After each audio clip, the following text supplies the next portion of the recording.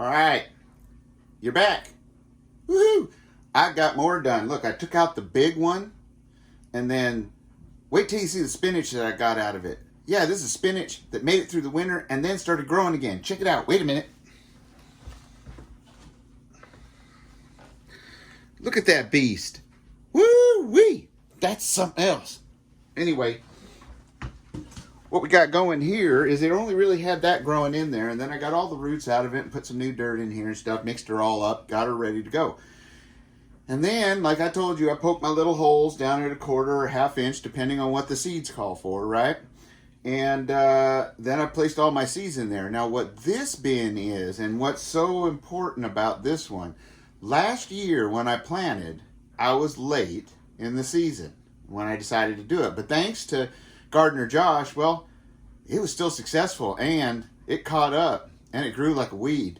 Not weed, like a weed. Anyway, what I found, though, is that my yield at first, I wanted it to just bang out there, right? I had lots of flowers on my plants, but it didn't seem like all of them were turning into, into fruit or vegetables or whatever, right? Well, a lot of that is because I started noticing there wasn't any bees. Like, seriously. There was the little pretty butterflies, the little white ones that fly around that you realize are little bastards down the road because they put little eggs on your cabbages and things and make little caterpillars that start eating your stuff. Yeah, those pretty little bastards. You want to deal with those. But, and I'm going to tell you how in just a second, one way. But what I realized is that there wasn't anything pretty. Now, when things started to bloom with flowers, I started to see maybe 1 or 2 really hard-working bees, right? But I also looked into self-pollination, where you get the little Q-tip and on things like your squash and, melons, things like that, you can get and dab in the male flower. That's the one that has, or that doesn't have the fruit attached to it at the bottom. Like it looks like a mini cucumber or whatever it is you're growing. Or a little ball if it's a squash or something like that, right? So you take a little dab in the male one, and then you go over to the one that has a little mini vegetable down there attached to the flower, and you tickle it in the inside, kind of like doing the, right? Right. That's what you're doing, right? Now with tomatoes, you can just jingle them, right?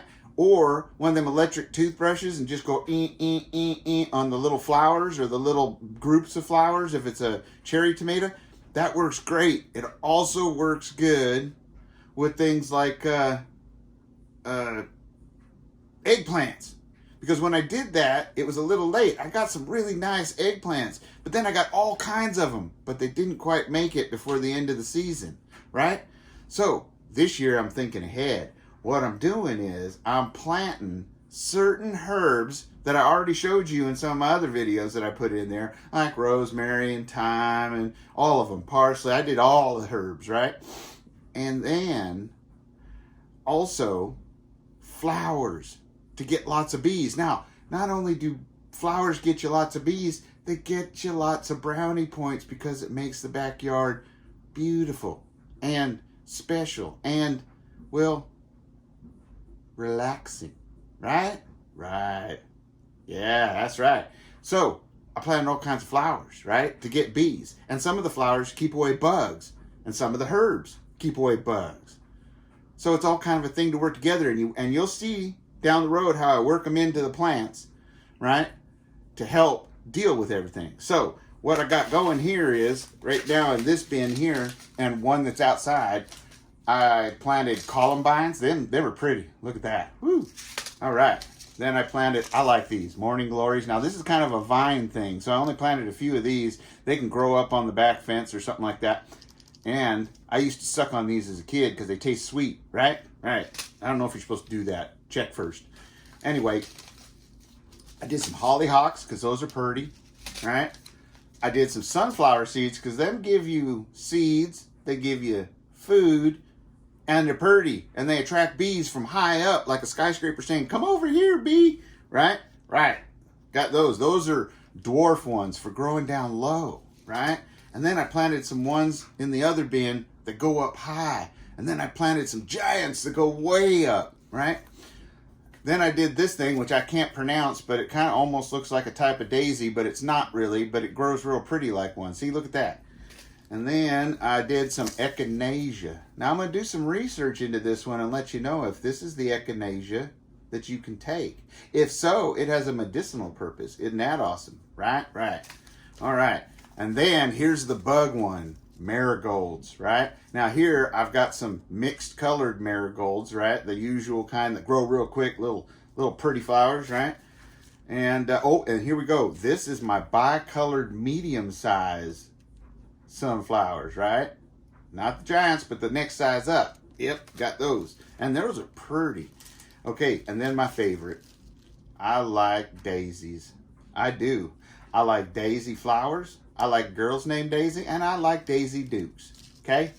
Anyway, let's see. Oh, and I think these are pretty. And they're almost like saying, hey, this is a buffet for bees. Or an apartment complex high-rise for bees. Come get your condos, bees. Take a landing. Get some pollen, right? Have a little sweet nectar.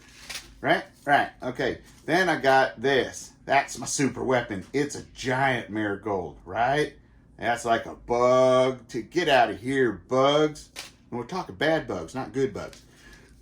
And then I got some zinnias, because who doesn't like zinnias? Who doesn't like saying zinnia? I like anything with a Z. Anyway, got some painted daisies, because like I said, the other daisies are pretty because they're white and yellow. These are pretty because they're colorful. Right? Right. All right. And then this is both a flower and a herb. Herb. You know what I'm saying. Lavender. Yes, sirree. I'll bet you that smells good, too. Maybe I can make some soap out of this.